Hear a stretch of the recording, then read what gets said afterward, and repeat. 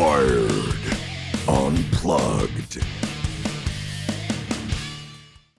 Season's greetings, little homies. Ho, ho, ho. Hey, Aaron. Hello, everybody. Welcome to the Christmas extravaganza, Wired Unplugged episode 43. It's I thought we agreed that we're going to call it Wired Unwrapped. Wired It's Unwrapped. festive times, you know. Exactly. Our presence as a gift, Yeah. etc., etc. Hello, everybody. This is the last episode of the year with both me and Aaron. We've got a special episode in the wings for you next week. So keep an eye out for that. We decided we wanted to kind of keep things kind of chill so you can sit back full of cheese, I don't know, wine if you're that way inclined. Or Mold or other. mulled or regular wine or whatever, vintage.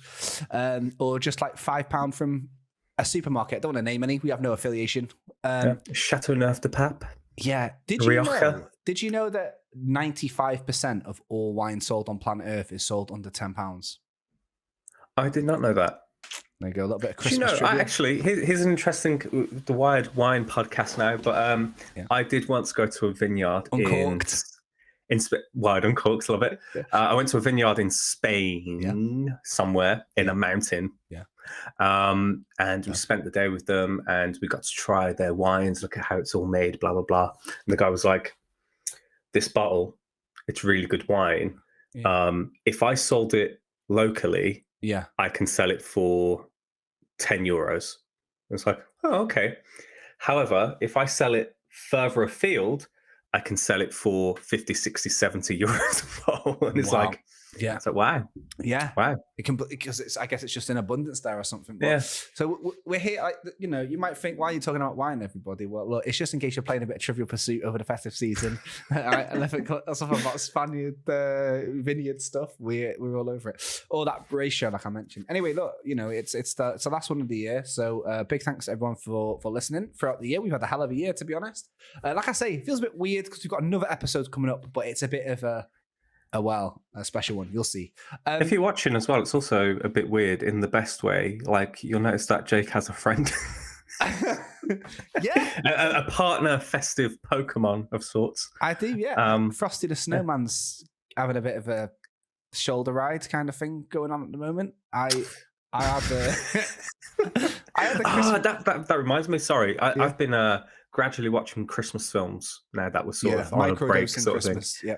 Yeah, and one Christmas film that I haven't put on the list that I need to now. Thank you so much for this. Is Jack Frost. Jack Frost, a classic. Jack Frost, and I'm just going to write that down on a post-it note because that is so going down today. Okay, yeah, right. Well, while you're writing that down, I just remind everybody the same as usual, just like all the other episodes. If you've got a question for the show that's not related to our festive attire, you can send an email in unplugged@wiredproductions.com, or you can tweet us wiredp or Wired Unplugged, which is ours.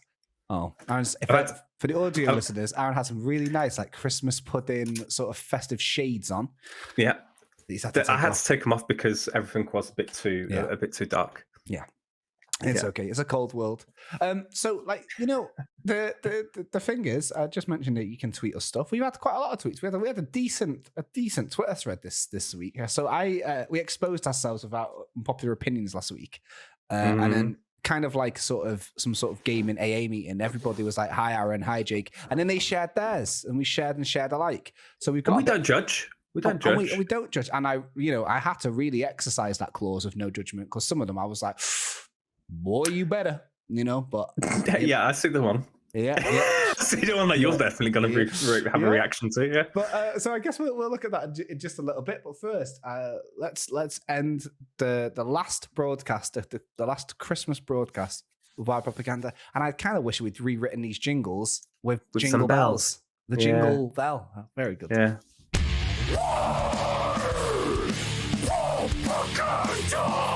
Wired Propaganda.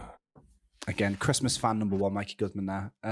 Okay, so this is the part of the podcast. If you've listened to this Christmas, like honestly, this is a very unhinged episode. So if you've not checked out Wired Unplugged before, it's not always like this, but this is the part of the show where normally we'll talk about what's happening in Wired Towers this week. Is that Father Christmas. I think Father Christmas has just come. Yeah, you gonna answer the call? I might have to.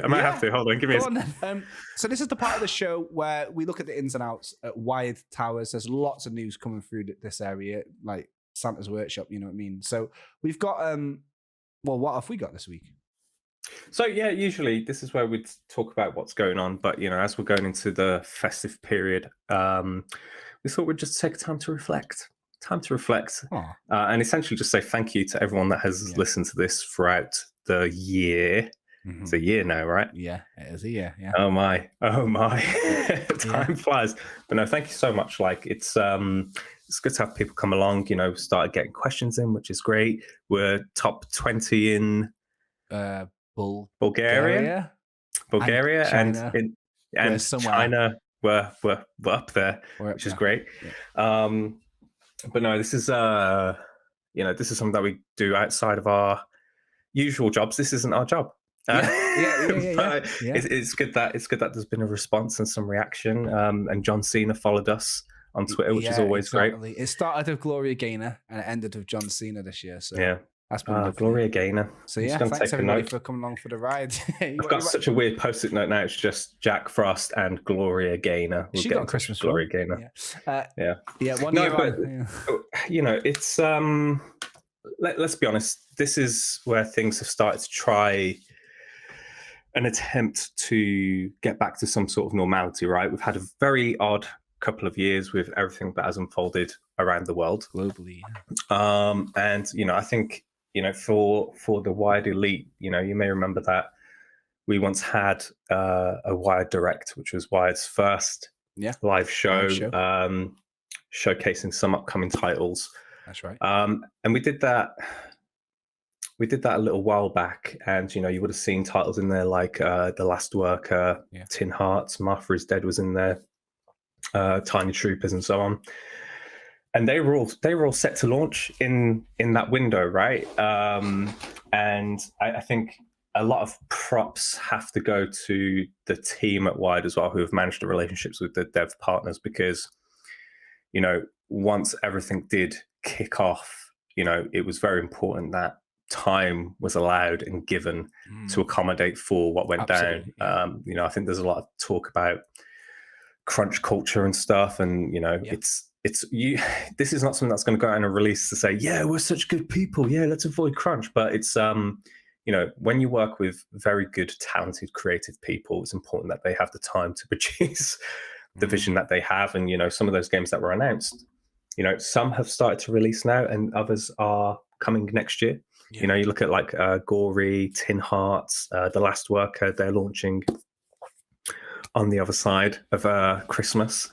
But it's important to say thank you to everyone that has worked on a Wired game as well, because there are so many people that work tirelessly, creatively. They pour everything in their souls into the games to make. But it's also, I want to say thanks as well to just everyone at Wired, because on the indie spectrum as a publisher, there is always a lot of risk, even in normal times. Yeah.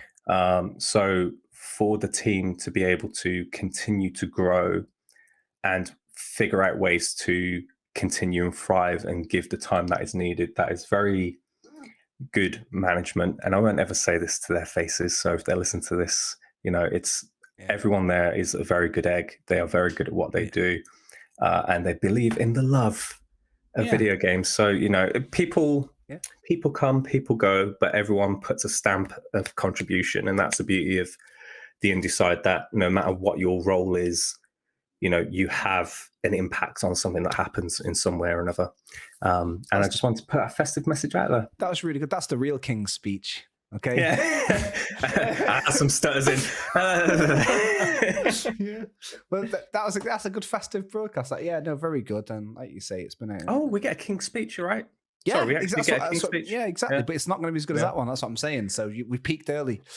Listen, because I was thinking, and I was going to say it's like the Queen's speech, and then I thought, respect to Her Majesty. It's the King now, isn't it? That's the one change. So the King's speech. Yeah. Gosh. So hopefully no stutters that time, right? So yeah, listen. Yeah, it's been a crazy year, and it's been interesting to have loads of different people on throughout the year.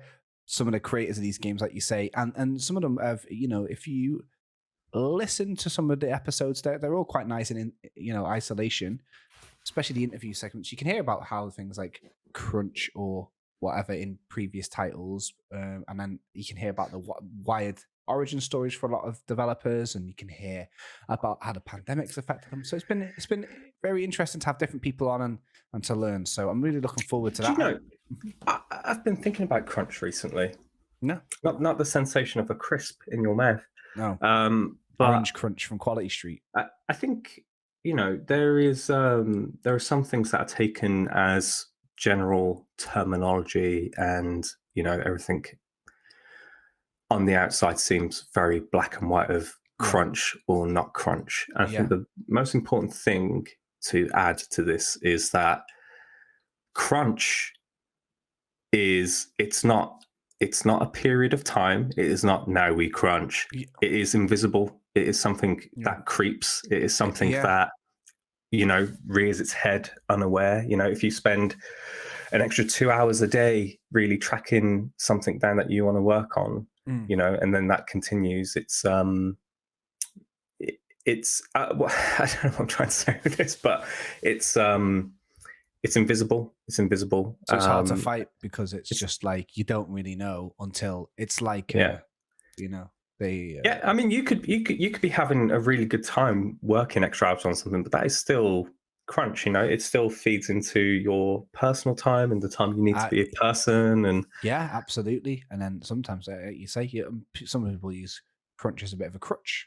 Sometimes they might be very present at work or whatever and not realizing, and suddenly when they're not like that, everyone's like, hang on a minute, you're not working late today. Yeah. So very interesting. So let's see what happens in 2023 with crunch. We've got quite a lot of discussion towards the latter half of this podcast about the new year and everything like that. So we'll make some big predictions about that, I think. But let's take it to the people. Let's feed the streets. So the streets have fed us this time, actually. So I mentioned at the top of the show, you can help shape the podcast by tweeting at us your opinions, unpopular or not.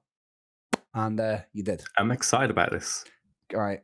Okay, so this isn't like, don't think of this as like a wall of shame or anything like that.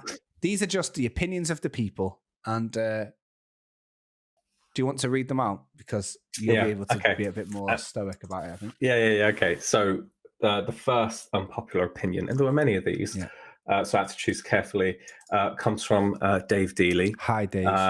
Hi, Dave. And Dave would like to present their unpopular opinion of the original Final Fantasy VII is the most overrated game of all time. A load of rubbish. Where do you stand? I've got a personal opinion on this. My personal opinion is that my partner is very averse to, like, in her words, weeb stuff. Okay. So when she saw the haircut on Final Fantasy VII, she was like, no. So I gave in the most sort of, that meme of that guy like just talking at, like in the girl's ear in the club. Imagine that for 40 minutes. Cool. That was what the hell was that? It's my new instrument. That was a beautiful sound. Anyway, Thank so you. imagine that. Boom. Imagine that moment. I spent about 40 minutes explaining in full detail why Final Fantasy VII is actually very, very good. And that was like 2 days ago. I don't know why. I was just going, actually, it's a decent story. And I think it's because recently, last week, I think, was the launch of Final Fantasy VII Crisis Core. And I explained what that was, because that's a kind of a remake of quite a beloved but overlooked like PSP title, I think. And I was explaining why that is actually slyly very, very important to the Final Fantasy VII story, which then kind of fell down the kind of, very sort of Japanese concept of there's a tie in this and a tie in that. And have you really seen Neon Genesis Evangelion if you haven't seen the 3 movies? Anyway, so I disagree, Dave, but that's why it's an unpopular opinion. Dave knows that's an unpopular opinion, and that's a very ballsy unpopular opinion, because that's like as ballsy as saying I don't like Zelda. That's how ballsy it is, in my opinion. No one ever thinks that. Come on. Fantasy land that you live in. My God. What's your opinion on Dave's opinion? So My opinion, my thought comes to the fact that is that I don't necessarily agree that it's the most overrated game of all time. However, I do believe that Final Fantasy VIII is significantly better, which again is very controversial actually, because every time I say that, people are like, you stupid person. What are you drinking? Yeah, it's weird actually, because there's been this kind of like, so I've been here the whole time, right? Final Fantasy VII, since I was young. And it's become in vogue to think Final Fantasy VII's a bit, not even the best Final Fantasy. That's the common consensus now. I think the general conversation is people tend to agree that 9 is now the best one on the PlayStation 1.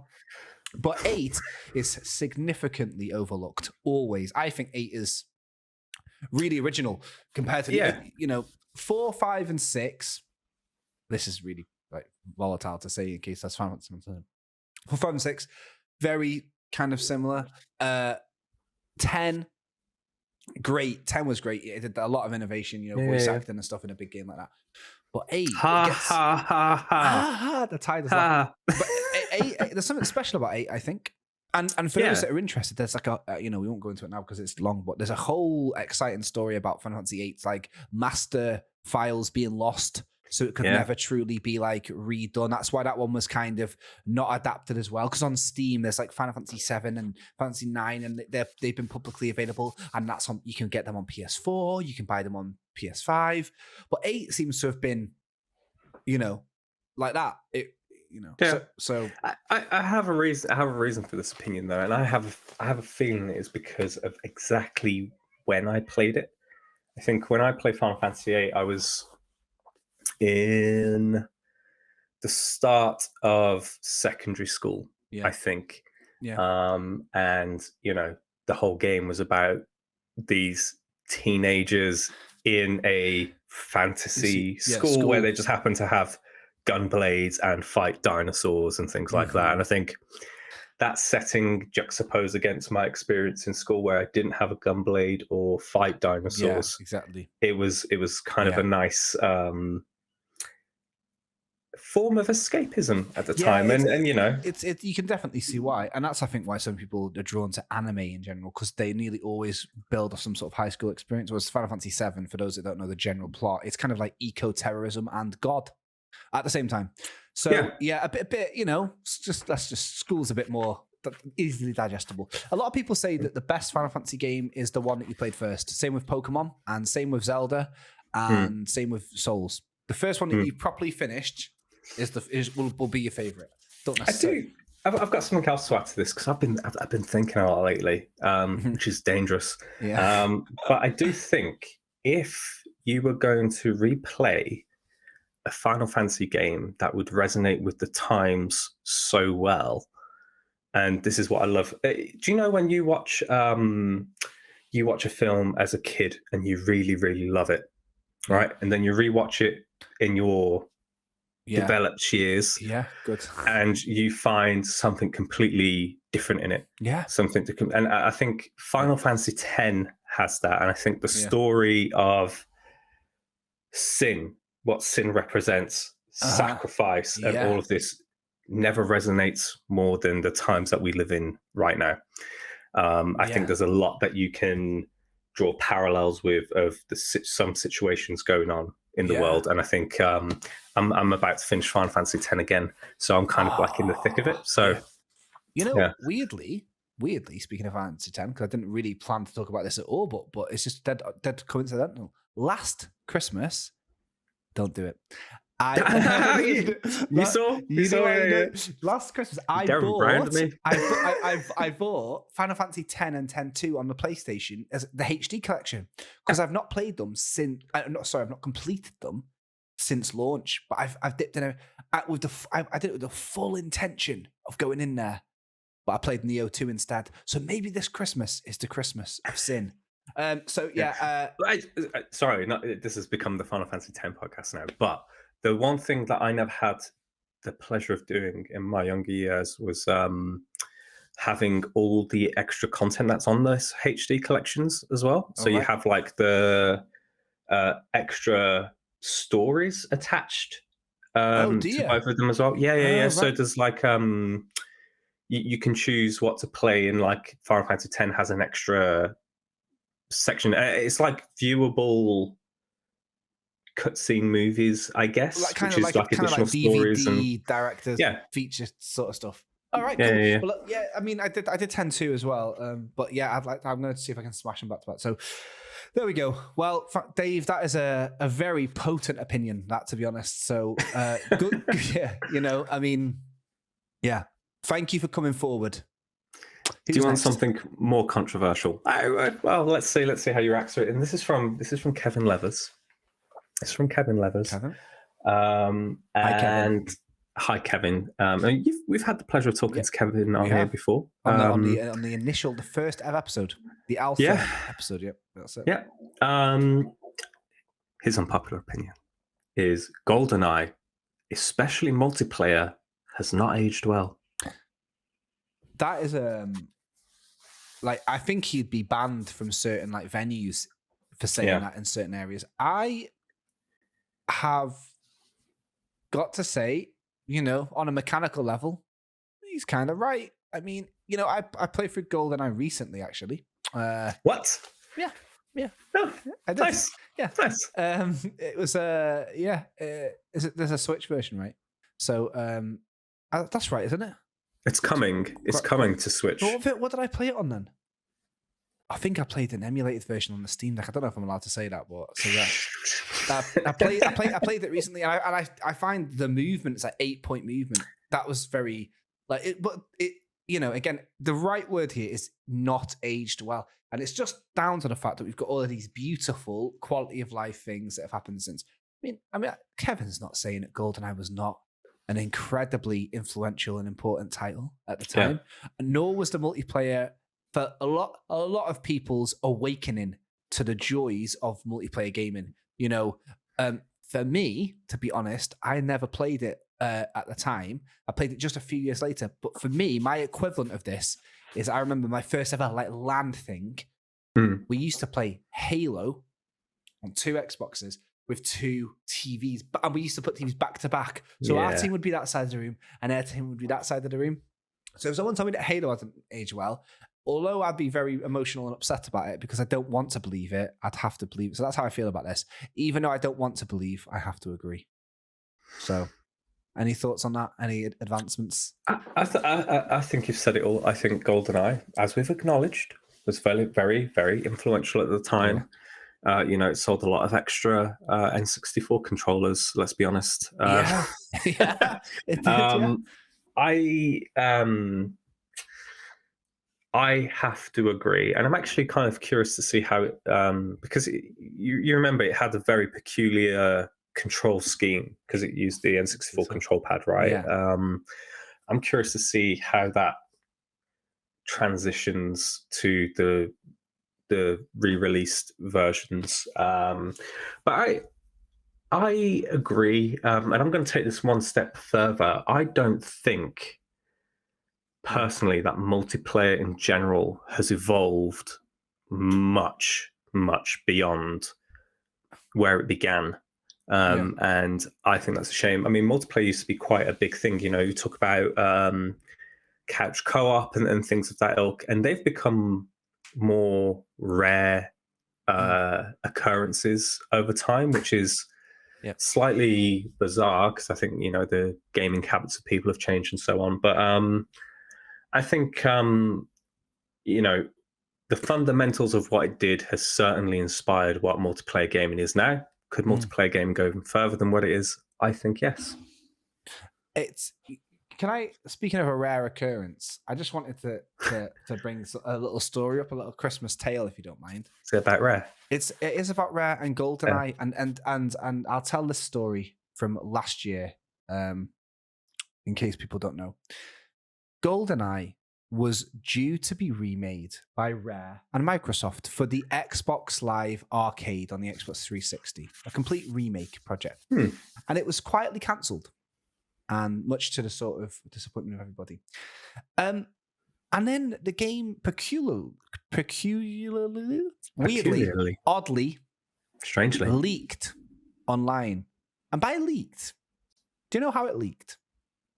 It was actually the full game files, the full disc was uploaded all the way back then to send internally to somebody else at like Rare or Microsoft on archive.com. And it was called something like 007 XBLA. So somebody happened to just search it in archive.com, and it happened to have been on there in full. And they were like, what? And you can see the upload date, and it was uploaded by James at Rare or whatever. Yeah. James was a made up name. That James is represented by an actor. So, I was going to say there is a community manager called James Bowden at Rare, so it wasn't him; it was before his time. Yeah, exactly. It was 15, 16 years ago, right? and yeah. So basically, what I'm trying to say, folks, is that they used. It's like if I needed to send our video editor this unplugged, and I uploaded it to archive.com, and then the episode got cancelled, and then someone found it one day. Is that a leak, or was that just left there? And anyway, isn't that a strange thing? That was found last year, and the full game since then is full YouTube plays of it and everything. But it was a nearly complete project. So GoldenEye, bit of a weird story there. So maybe if you think it's aged, maybe you'll go, oh well. Maybe I want to play cancel the Xbox game that was publicly available. I would not recommend it, and I don't think for legal reasons I can condone it. So actually, don't do that. There is something actually peculiar that we should talk about with GoldenEye, though, because obviously it was announced a couple of months back that it is coming. It is coming, and there was two versions. There's two versions that are being released. There is the Nintendo Switch N64 online version, which is the game as it was, and it Kevin features says has not aged well. Yes, and there is the Xbox version. I believe it's the Xbox version, which has which is like upscaled and nice fancy visuals and stuff. And here's the interesting sticking point with this: is the Xbox version does not have online. The only way you can play it online is by playing the original version on Switch Online. Yes, that is very unusual. Go figure. Yeah, that's odd. Because obviously the original never had online functionality. So no. Odd. Well, there we go. So thank you for coming forward, Kevin. Do you want something? Mm-hmm. I'm going to serve you this cold. So this is from @Julian. Capital I, capital T, capital A, capital R, capital D. Hi, Julian. And Julian's unpopular gaming opinion is Elden Ring is boring AF. I'm just going to take a moment. I'm just going to watch your reaction there. Thank you for coming forward, Julian. Moving on. Yeah, well, I guess so. I guess maybe it is. Maybe What? it is. It's not, is it? But No. maybe to some people it is. Yeah, I can't. Boring is an odd term for it, but I can see. Maybe that it's tenuous to. If maybe I'm not saying that Julian does, but I'm saying if the very nature of the game, you die a lot. Maybe constant having to restart the same area again and again, or having to revisit old ground. Things like that can be quite boring, tedious, repetitive. I can see your point, Julian. I don't agree with it, but I can see it. Thank you for coming forward. And all the best for Christmas. All right. So, sounds like a threat. I actually want to, sending coal over to Julian's house. Yeah, you want to naughty list, mate. You want to naughty list. Yeah. All right. Yeah. We got one more unpopular opinion to read through. Right. This is. So I don't necessarily know that this is an unpopular opinion, but I think it's definitely worth reading out. So this is from @ord_artist, friend of the show. An easy mode shouldn't be a contentious topic, but a standard on basically every game. The more people that get to enjoy an experience, the better, despite how skilled they may be with a game's systems. Yes, this stretches to Souls games. I have a big opinion on this, and this is something again I've been thinking a lot lately. And there is a lot of talk about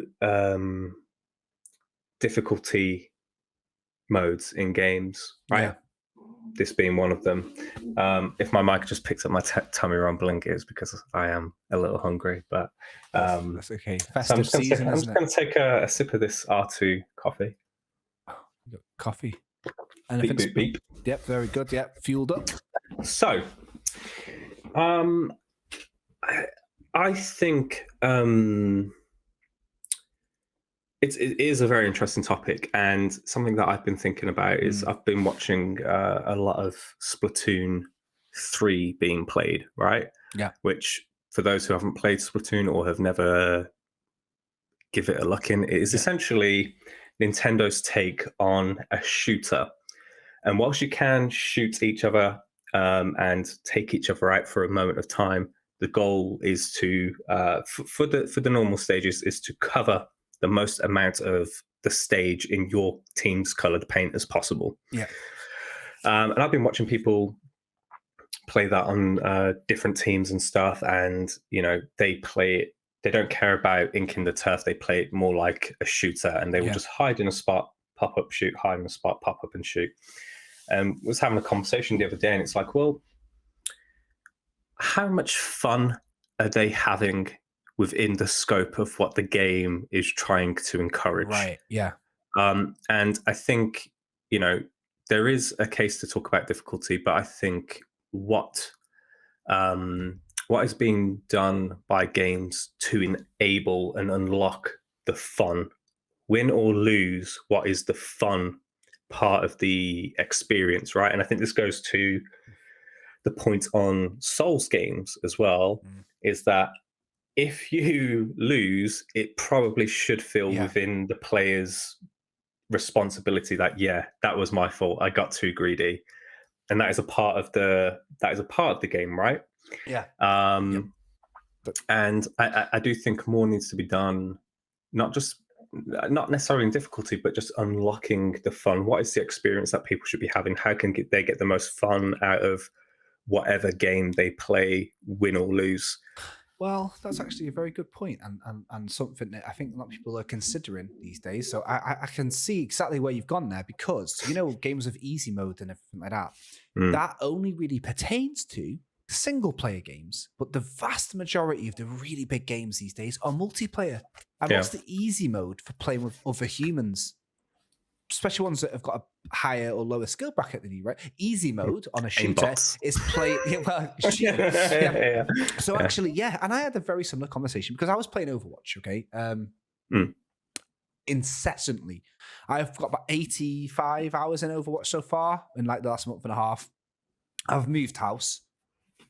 I've been working. I've been traveling, and I've still managed to put in like part-time jobs worth of Overwatch every week, right? And one thing that's kind of frustrating me about Overwatch is that it doesn't have some of the things to incentivize strangers to work together. So just like you said then, how much fun are those people having on Splatoon? In Overwatch, it's a team-based game, and really the only stat that matters is if you win or you lose. When you look at your career stats, you can unlock little titles for yourself. The medic. How'd you get the medic? You win 250 games as a healer class, a support group. Well, how do you do that? Well, you have to win. So you and 4 other members of the team. For those that don't know, Overwatch 2, there's only 5 of you. So look, how do I encourage my players? I play a lot on PlayStation when I've been moving house, because I've been using this for work, and then I've been going on my PlayStation in my bedroom.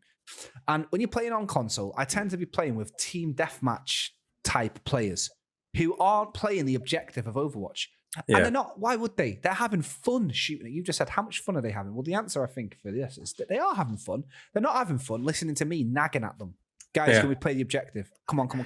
So Battlefield, for example, does this amazing thing where just by standing on the objective, you're accruing experience the same as killing. If you're a healer class in Battlefield, maybe not that 20, whatever, the last one, 5 and 1 and whatever, you get as many points reviving a member of your team as you do for killing a member of the enemy team. Little things like that are clever. You squad up with strangers. So in Battlefield, it's a big game, and you're in little squadrons. But if you heal one of your team members, your squad, you get double the points. So it uses that point-based system and gives you more for playing with string. Things like that is so smart. Apex Legends did another thing which is so clever.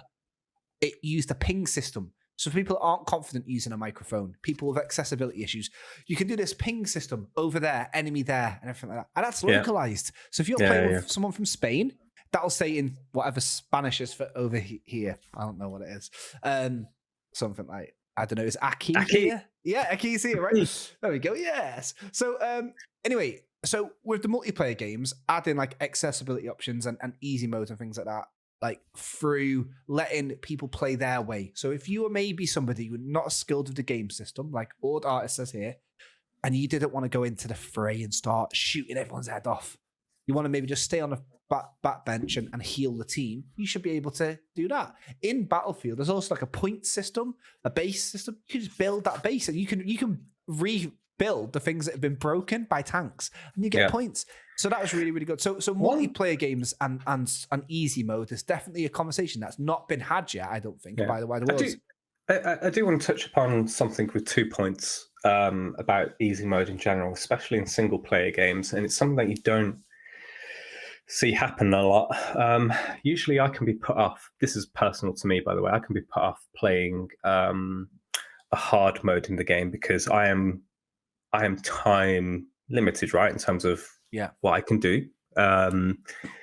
And what I usually don't enjoy is, you're playing hard mode, so if you get hit once, you die. Or the enemies now take 5 times longer to kill. Yeah.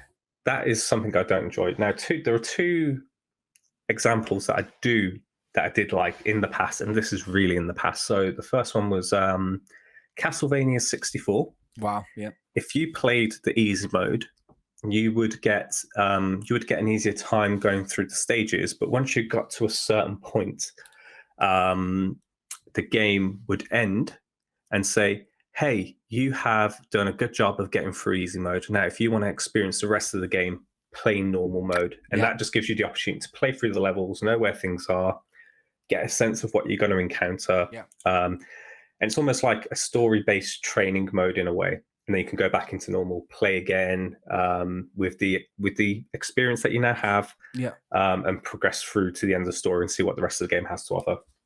My favorite one is Star Fox on the Super Nintendo, so Star Wing in the UK. And what that did was there were 3 routes in the game, and each route was easy, medium, and hard. Yeah. But depending on which one you play, you've got a completely different set of stages. You went a completely different route. You got a different angle on what is going on in the story, new stages. And that was based on the challenge of what is thrown at you in them as well. And I love that because it encourages you from hey, I really enjoyed playing this and I want more. I want to see what happens. And that was one example that I really loved where difficulty was based on a path, I guess. That's a really great opportunity for people to play their way. So like, let's say a Souls game, there'd be a split in the corridor and it'd be an easy route and a hard route, something like that. Because with, like you say, it's so easy to just add scalability to hard mode and easy mode. Enemies have 80, it's all numbers based, 80% less health, 80% more health or whatever, One thing. Why didn't Gandalf just fly on the eagles to Mordor and drop the ring in? Because there'd be no experience. Well, that's the thing. So I guess the real long and short of it, and I guess the wider conversation everyone has to have, and this is just the thing is, it depends how much you want to see a video game as art and how much you want to see it as a product. Because if it's a product, then yes, if you've spent a lot of money on it, then I suppose everybody should enjoy it. And especially for people that maybe not just like for the their choice. There are people with real issues, mechanically speaking, who don't maybe have access to like dodge roll every 2 seconds on blooming Dark Souls. And should they be gate kept in the eyes of some people out of that? Well, I suppose the way I see it, in some degree, sometimes, is that it's a little bit like seeing a film. There's not a sort of smart version and a dumb version, or accessible version, and a very like if you went to see a highbrow movie in the cinema, and you spent tenner on it, and you left there thinking that was complete. How many times have you gone to the cinema and gone, that was complete rubbish? But you can't. That's lower stakes, though, isn't it? Because I suppose you're paying Skywalker. You're paying £10, and at least you get popcorn and you're with your friends. But if you spend £70 on Callisto Protocol, and then you go, I can't. It's not that I don't like it. I can't do it. Yeah. I suppose that's different, isn't it? So yeah, I don't know. For me though, like with the Souls games, I see them as art. So I'm like, ooh, like Miyazaki. But I reckon you've single-handedly kind of given me ammunition for this conversation forever.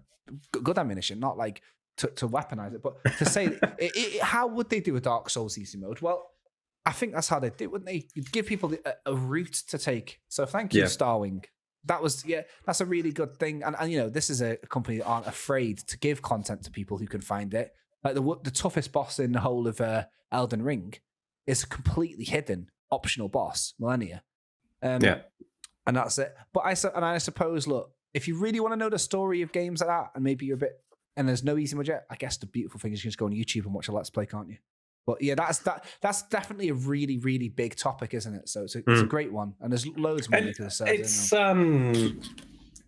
that's a complete that's a design discussion. Absolutely. Do you know what I mean? It's yeah. Maybe next time we get a game designer on, we'll ask them about the dreaded easy mode question, and hopefully they don't think we're being like Piers Morgan or whatever, you know. But yeah, that was great. So again, Audax, thank you very much for coming forward, and thank you everyone else, Julian, Dave, Kevin, and everyone for the questions. And the thing is, that wasn't really off the back of us saying it in a podcast. That was the power of our Twitter account, just posting a clip of, I think, you know, it was the BioShock thing. Yeah. So. Yeah, and then, you know, the cheeky social account was trying to make Drake fans get you, but it didn't work. So I'm glad that you got to live another day. If you would like to see what's going on our Twitter, it's at Wired Unplugged. Unplugged for Unplugged, and Wired P for podcast. There we go. Yeah, if you're an old-fashioned type of, if you're a traditionalist, you can email us, unplugged@wiredproductions.com. Thank you very much. So, this is normally the part of the podcast where we talk about the news that we stole from the internet. I want to play the jingle just so we can see it out one last time, although it's not what we're going to do, is it? So let's do it. Hang on. Before you do that, I just need to get the door. Give me a second. Okay. All right. Okay, let's go. News we stole from Google. This is not the news we stole from Google segment, but this is where it should go. This is like a bespoke, artisanal, handcrafted, like you'd buy it at a Christmas market section of the podcast. Aaron, what are you bringing to us this week? I thought what would be nice is to dig deep into our personal thoughts and opinions of what has happened this year, some things that might be ahead or not. And just have a bit of a chat. Just have a bit of a chat about our personal thoughts on. Lovely and cozy, and I like that. Yeah. Okay. Yeah. Shall I kick us off? Yeah. Go on. So the first question is, what general thoughts have we had about the world of gaming in 2022? And this is broad. This is broad, and it can go in any direction. And I mean, I'm happy to kick us off if you want. If you want a bit of time to mull it over. Mull. Great use of the word mull. Mull. Tis the season. Thoughts. Tis the season, yeah. I have one strong thought about 2022, but go on. You kick us off either way, please. Yeah, okay. So my first thought, and again, like I said, I've been thinking a lot recently. Okay.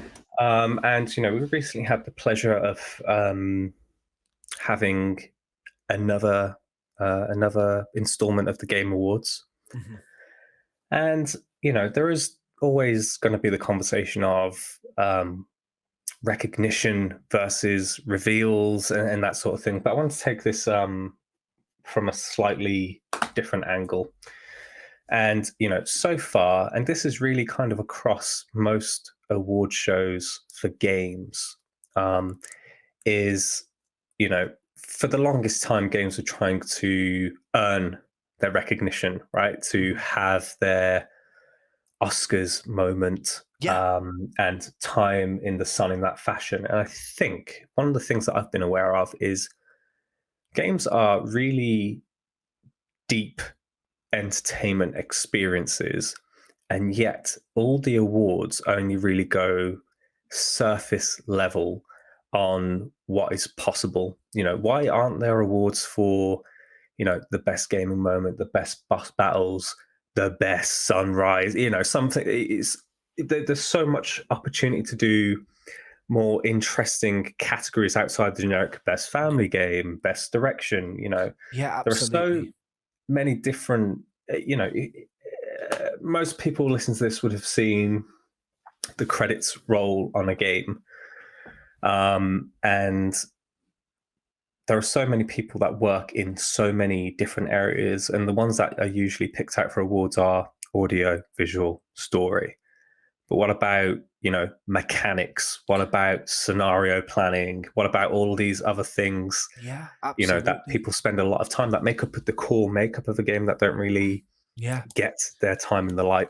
Yeah. This is something that's been playing on my head recently. That's a really great thing. And I think it's down to the fact that a lot of the award shows have been fashioned over movies and TVs, which is a part of a deeper conversation that I've been bringing up time and time again about how a lot of Western games tend to be very focused on and Western, side of the world, not like, gunslingers.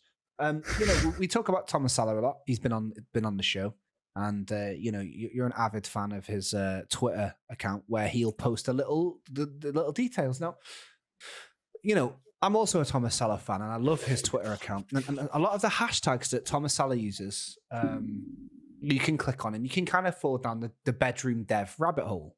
And what I find is really interesting is when they say when people are using little workarounds in the game, innovations or refinements of an existing game engine to do something that shouldn't be possible. So stuff like that should be noted, like best use of a game engine, or like an unorthodox technique that's like made the lighting, or like, for example, best game mechanic. Think about how many cool game mechanics there are, whether it's Alan Wake's torch or whatever, or the time element in Braid. Some weird choices there from me. I don't know where that's come from. Yeah, great. I'm down for them. Odd use there, or the flipping Ocarina, right? The point is, like, there's like that's the difference between games and the other visual, the other entertainment mediums. Like them. There's player agency, so we're playing it, we're using these mechanics, we're feeling it.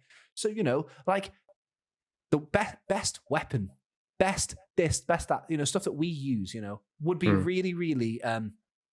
Honestly, even something is, I know it sounds silly, but even something like, best use of UI or whatever, like that, that's not visual, it just means best concept art a lot of the time. So you're dead right about that. And I think the spell, dare I say, is being broken a little bit, especially this year's Game Awards, where, and I'm trying not to sound too negative about it, but I think a lot of people were kind of being as lethargic about the actual award aspect itself as it seems that the show is. The show's a lot more about the announcements.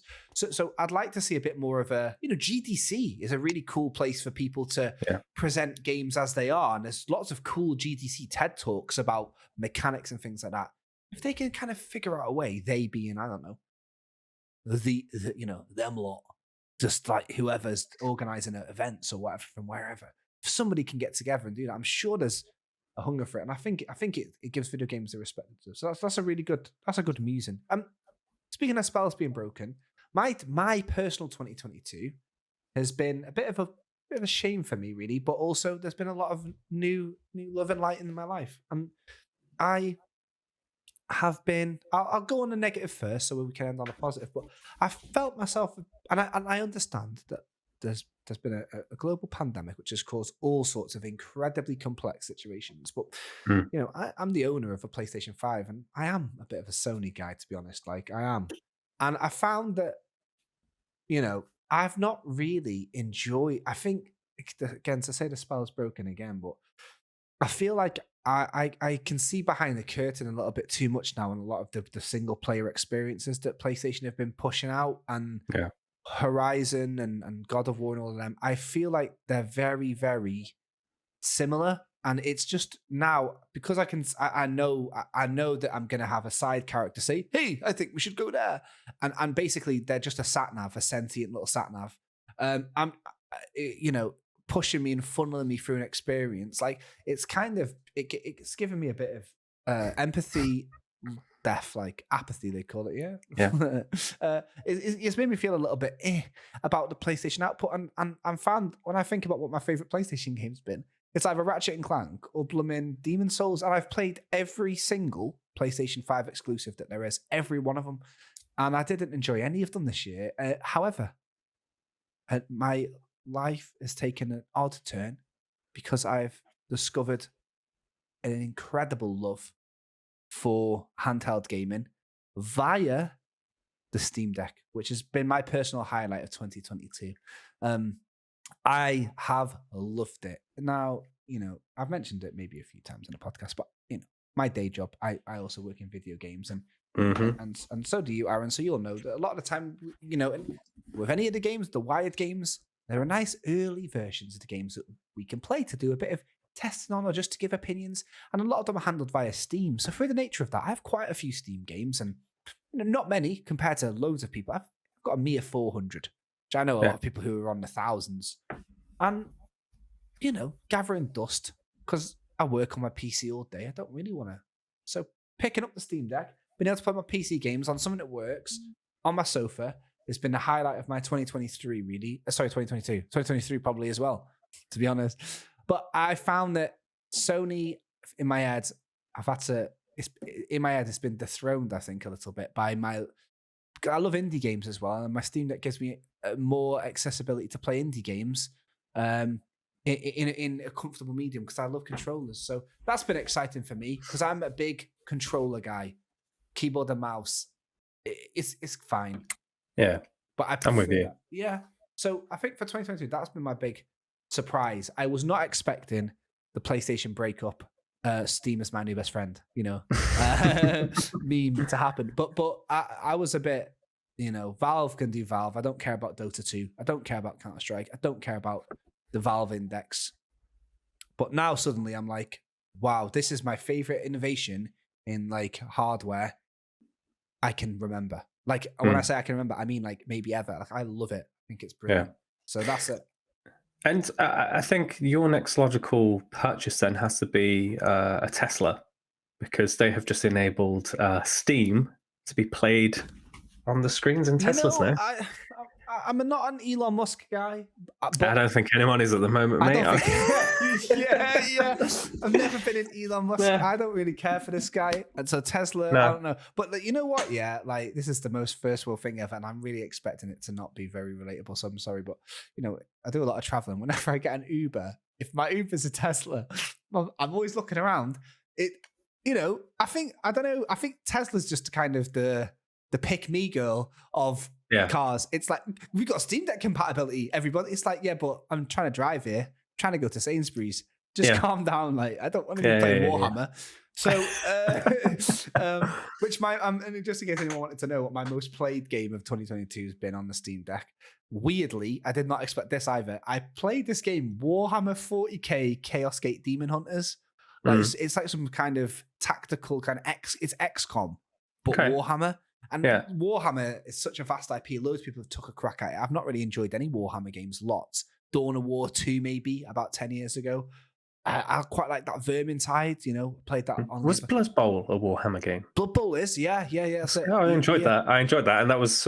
I have no stakes in Warhammer really. Yeah, exactly. I worked on Total War Warhammer 3, and that's a Total War game, so I don't really count that. But and I actually work on Blood Bowl, so I know it, but I don't play it. But this Warhammer 40k, flipping hell, like it's just perfect for the Steam Deck. And I played this indie game called Strange Horticulture, where you own. Oh yes, yeah, I saw that one. It's a Lovecraftian mystery where you own a plant shop and you just sell plants to people, but the people that come in, and it's like this whole narrative indie story. It's brilliant. It's such a great game, and that's been the biggest surprise for me. Have you played anything this year that's been a really big surprise for you? So that's a hard thing about our job. That's the question. A lot of it come in. No, I have. Sorry, and this is going to be so generic, but this is just how much of a surprise it was. Sonic Frontiers. Yeah. Well, that was a surprise. Yeah. That was a surprise. That a much needed one, really. feels enjoyable. Yeah, and I'm glad. Sorry, I know that's such a boring answer, but like No. that is a genuine surprise. Yeah, it was. Well, that's good. It's just a genuine surprise that it's like, yes, this does feel good. This is nice, and it has. It's funny. I'll say this. So it has attempted to do the what the Zelda team tried to do with Breath of the Wild, not in terms of, hey, this game is Breath of the Wild, but in terms of let's break the traditional conventions and try and make something new out of the ashes. Yeah. And it's very funny because I did see something interesting online over the last few days where people are like, oh, all the reviewers that have been saying that Sonic Frontiers is trying to be Breath of the Wild, and how has no one in these reviews pointed out that actually it's taken a lot of inspiration from Neon Genesis Evangelion. and they did some shot comparisons with the giant beasts, and then the what are the robots called? The Evas. Yeah. And I'm like, yes, actually, yeah, I get it. But no, that was a surprise to me, and I know it's again generic to say, but it's a good surprise. Yeah, no, that's a good one. That was a good one because it's we aren't surprised by things the same way as some people who maybe don't work in the industry, because we have the nature of our job, and a lot of people who work in the games industry, you have to have your finger on the pulse. So things aren't as much of a surprise as you might think. So Obsidian's Josh Sawyer put out this game called Pentiment recently. That probably wasn't a surprise to us that it was going to do well because of his sort of heritage and pedigree. He's from good stock and he did New Vegas. But for somebody who didn't know that and they're just like, what's this now? Oh, that's a bit. But it's strange horticulture. I was like, what the hell? I think the last game that I played that I was genuinely surprised that I loved and how much I got into it and how I saw it through end to end by hook or by crook. And it wasn't this year. I think it was last year or similar. That was Yakuza Like a Dragon. Mm-hmm. Bloody love that game. Yeah. It was everything. And I'm not a Yakuza fan. Oh, right. No one's a fan of the Yakuza, I guess. But that's what they've changed the entire thing to Like a Dragon now, haven't they? They've changed the entire franchise to Like a Dragon in general. Yeah. But that game was amazing. Story was fun. It was serious. It was emotional. It made me really just crave and hunger for Peking duck. It's the food aspect of the Yakuza games and the mini games are always like, whoa. Yeah, it's like I want that drink right now. No, that's a good one. Okay, good. So that's 2022. A little bit of good, a little bit of bad. Mostly good though. What the year ahead? Yeah. So follow up. What would you? Again, this is very general. And it can go in any direction that you want it to. What would we like to see happen in 2023? I'm very greedy. Right, here's what I'd like to see in 2023. I'm just going to start making my... this is like Christmas now, and I'm writing my list for Santa. I'd like to see... Gloria Gaynor on the podcast. No, I'd like to see Elden Ring DLC. I'd like to see how my relationship develops with Overwatch 2.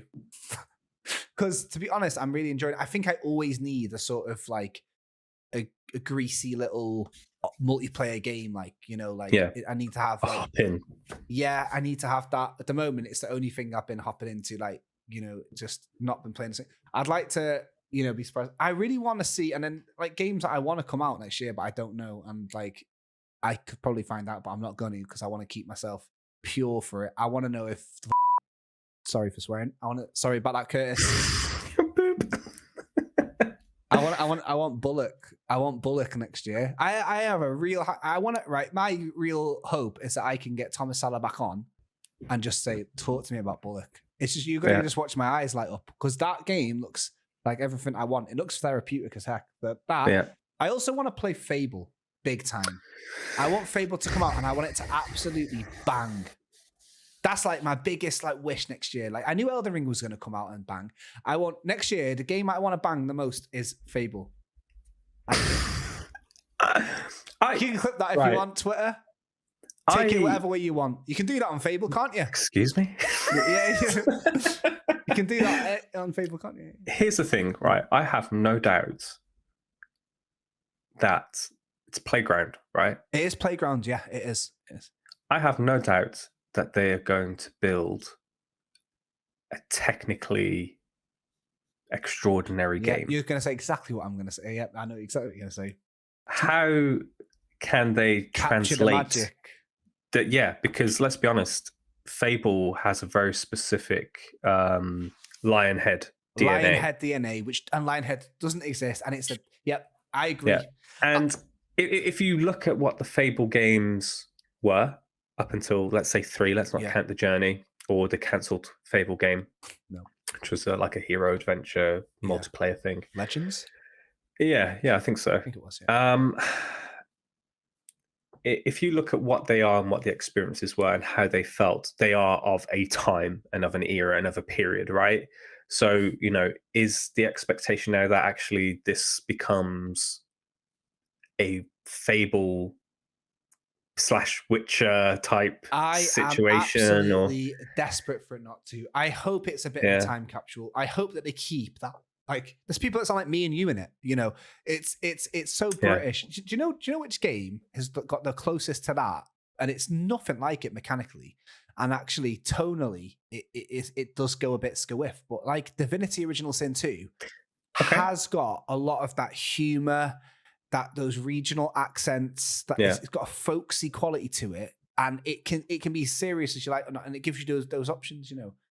So I'm hoping that they retain that, because actually that is all Fable is, isn't it? That's what makes Fable different than any other fantasy game where you play as a hero. Because, Dragon's Dogma, Skyrim, choose your own adventure hero games. Yeah, there's so many of them that are amazing, but that stuff ain't my favorite. I hope they don't forget that. Playground Games, of course, for those that don't know, are a British studio.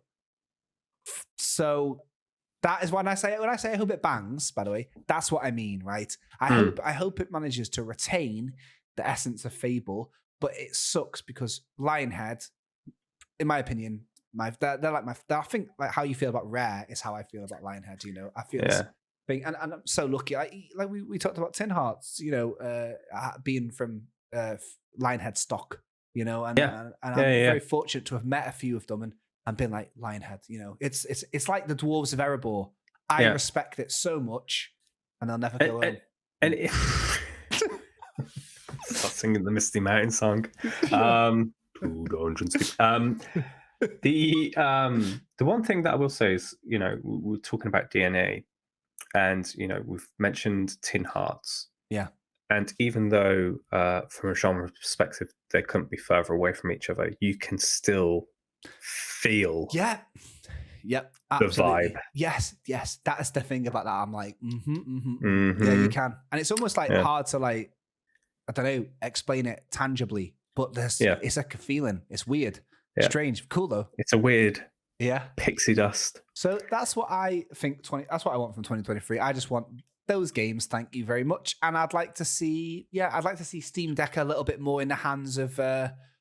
I like to see it part of the landscape a bit more, part of the conversation. I want people to kind of give it the credit it deserves as what it is. Yeah. And I think it really has an important part to play in how the next generation of consoles are shaped. I really do. Yeah. So yeah, that's what I think. What about you for 2023? I'm going to take a slightly different direction with this.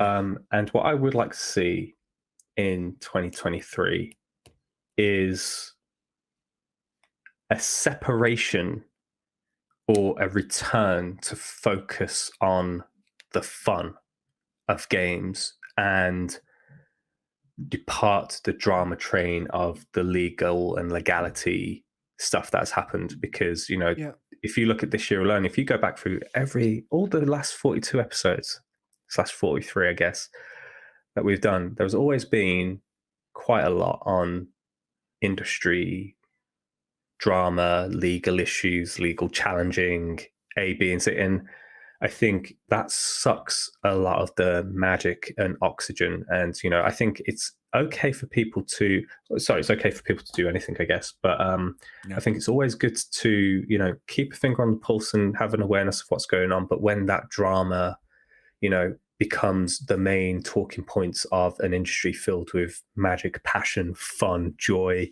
it overshadows, the drama becomes the center point over the product itself. And to marry that up as well, I would, and this is for me, but there is a tendency within the world that we work to be all about the new next now, without any time to really dwell on consuming and enjoying an experience. And it's always, okay, what's next? What's bigger? What's next? What's better now?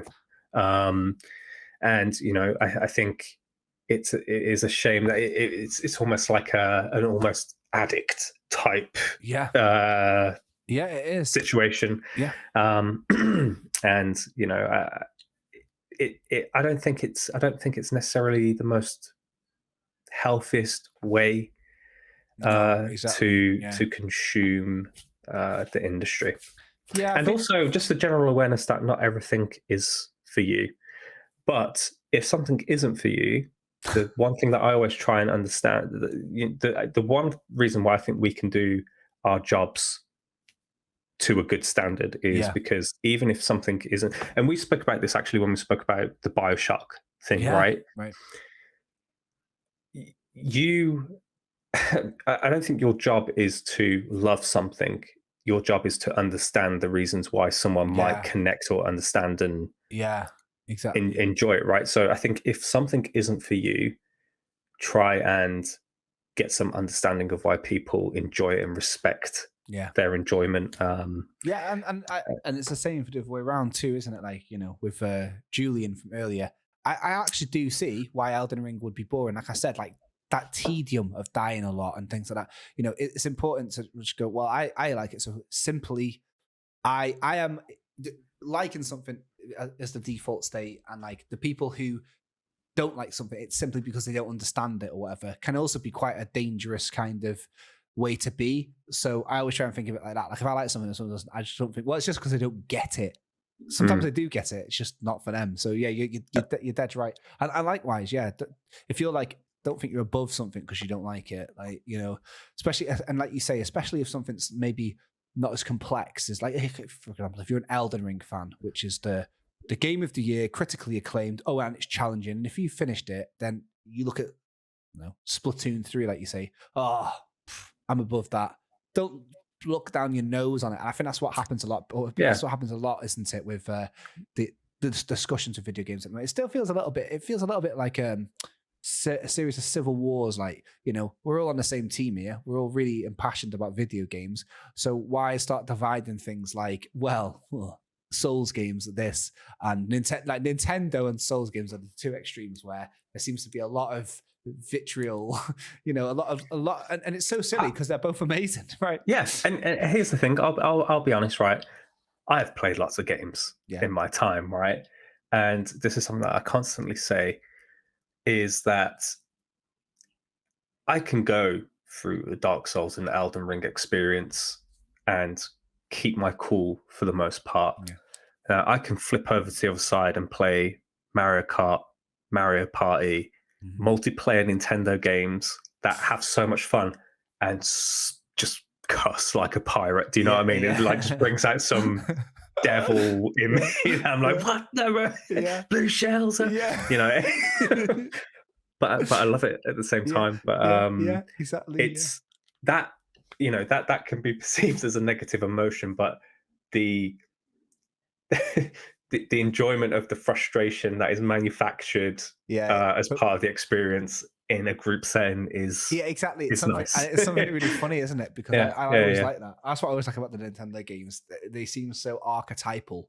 They're so simple, and the fact that they can still create such an evocation of like very extreme emotion, like playing Mario Party, and at the end when they start dishing out random stars, and some absolute loser in your front room suddenly wins, and you're just like, what? You feel robbed. Theft. Yeah. Yeah. Yeah. So variety is the spice of life, and everyone Gave the cat a controller as a joke, and somehow it won. I don't know if you've seen this, you probably have, but there's this amazing YouTube series. I think Polygon did it back in the day when Polygon's video team was like, like their main focus. They did a Mario thing series where it was like Luigi wins by doing absolutely nothing. And in every and there's literally a controller sat there doing nothing, and Luigi wins the game by not doing anything. And it's so funny, the mini games where people are trying to like knock Luigi off and he'll miss and fall. And they went through every Mario Party game trying to have it so you can win by not doing anything. And it was, so yeah, just silly things like that. So exactly. And that's the fun aspect of it, an older game. So I think you've done a good job of mediating your time. You played just off the publicly available information in this podcast. Xenoblade Chronicles 3 and Final Fantasy X have both had the work from you recently. So very well done on being a patient gamer. Yeah. I'm trying. I'm revisiting over the festive season. The Witcher 3. But which, of course. Yes. But with the brand new patch. The refresh. Yeah, and I'm still slogging through Callisto Protocol 1 incredibly detailed blunt force trauma to the head at a time. Strong. Yeah. Do you know what I've been doing with my Christmas time so far? Mm-hmm. If you go on TikTok, right? I don't go on TikTok, but the other half does. Yeah. There is a series on there called Roll for Sandwich. Yeah. And this is a D&D TikToker. Yeah. It's Legends of Ardia, I think it is. Yeah. Is the name, but it's a series called Roll for Sandwich, and essentially you roll a dice and you get your bread. You roll a dice, you get your main. You roll a dice, you get your cheese. You roll a dice, you get your salady bits. You roll a dice, you get a wild card. You roll your dice, you get a sauce. Right? Oh yeah. And we've been doing that. since the weekend. And it's good fun. It's good fun. It has nothing to do with games, but it's just been good fun. You end up with some mad sandwiches, like we had. There was one that was like chili buffalo sauce, duck and orange pate, and Nutella. You're like, oh, this is interesting. It's great. It's great. I recommend you try it. I've just had a look, and he's skyrocketed on TikTok. He's got 800,000 followers. Yeah, the new Daily Series. It's incredible. Honestly, it's. I think it's 3 days a week. He does one, and it's just fun. Yeah, I like how he's left himself some leeway in case he has like stomach issues or anything. Very good. Well, that's great. And I mean, really, how can we peak that? I suppose the final thing is to sort of make a resolution. Should we make a public resolution as a finale? Yeah. I think so. I think we are at the time where we should. I would like to give myself, and I'll do this publicly, so we can all like flagellate me if it goes wrong. Yep. I intend fully to complete a Dragon Quest game that isn't 11 next year. Basically, I want to do another Dragon Quest game, and I want to try and dust off my Switch and maybe play a Nintendo first party next year all the way through. It'll be Tears of the Kingdom probably. But that's the thing. I'm talking about my honeymoon period with my Steam Deck, and my poor Nintendo Switch hasn't had a look in.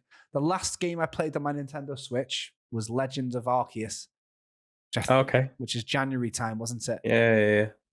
It's December now, so not perfect, is it? That poor Nintendo. Put out Hollow Knight Silk Song and we'll talk. But there's been some really great looking first party things by Nintendo this year. And last time I did that, I played this game Fire Emblem Three Houses. I had no interest in it, and in fact, it was I drew the short straw actually on a podcast where one of us had to review it. So I bought it. Went over to the shop, spent full price money on it. Turns out it was the game of the year for me that year. It's all right, isn't it? It's quite good. Loved it. So and I know that Nintendo will always have the ability to surprise, and they always do what you don't expect. So that's my sort of resolution next year. And there is a new Fire Emblem coming out in January. It is very soon, isn't it? Yeah. So there we go. So that's my what's your resolution? My resolution is going to be to, again, we spoke about the new next now thing. Yeah. And I'm going to try and keep myself to my word on that and not buy games for the sake of it anymore. Yeah. To pay attention to my backlog. But the most important thing out of this, something that I've started to try and do now, like in the last week or so, is to be conscious of how I feel and let that guide what I play. So rather than saying, oh, I'm playing this, 200-hour JRPG, so I've just got to crack on with that, I want to be mindful of what I feel like playing in the moment, and from what I have available, select from that. I just want to be a bit mindful with how let the I Force guide use you my a little entertainment bit. time. Yeah, and be wary that, games are made for entertainment. So what is going to entertain me in the right way? It's almost just like if you're slog through it for a chore for the sake of it. Yeah, exactly. And treat it as a luxury moment for myself. That's what I've been doing this month, which is why I've ended up playing 80 hours of Overwatch instead of God of War and Callisto Protocol, which I have spent over £100 on. And I regret nothing. So there we go. Well, thank you. That was a round of applause for me. Thank you very much. And thank you, Aaron, for a year of perfection. Ho, ho, ho, my friend. Have a really nice Christmas to you and to everybody listening. Don't worry, we got you covered during your week of food coma. There's a very special episode on the way. But season's greetings, everybody. If you're getting any cool presents, as long as they're not ridiculous, show us on Twitter if you want. I'll rate your gaming paraphernalia. You might get some weird, some sort of auntie might have bought you some sort of video game controller that goes on your phone from B&M Bargains or other shops available, and you don't want it. Show me your best or worst gaming's hat. I am currently recording this podcast wearing sort of Super Mario pajama bottoms. Maybe you get strong. Let us know, and we'll have a look on Twitter and we'll do a breakdown, and we'll see you in the new year. So, thank you, everybody. Thank you, Aaron. Have a lovely Christmas, everybody. And we'll see you in 2023. Ho, ho, ho. Ho, ho, ho. Wired Unplugged.